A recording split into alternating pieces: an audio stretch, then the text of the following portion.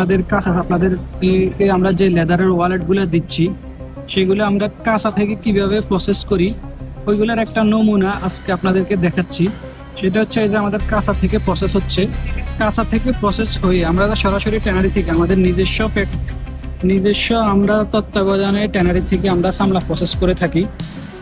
এই যে ট্যানারিতে আমাদের যে প্রসেসগুলো হয় আমরা ওই ট্যানারি থেকে কার্যক্রম শুরু করি। এই যে আমাদের কাঁচা সামলার কাজ চলতেছে, কাঁচা সামলা থেকে প্রসেস করে এখান থেকে আমাদের যে ওয়েটগুলো সেকশন, যেটা ওয়েটগুলো প্রথম ধাপ সামলার যেটা হয় সেটা হচ্ছে এই যে ওয়েটগুলো, আমাদের অনেক ওয়েটগুলো আমরা প্রসেস করে রেখেছি, যেটা আমাদের ঈদের পরে আবার কার্যক্রম শুরু হবে।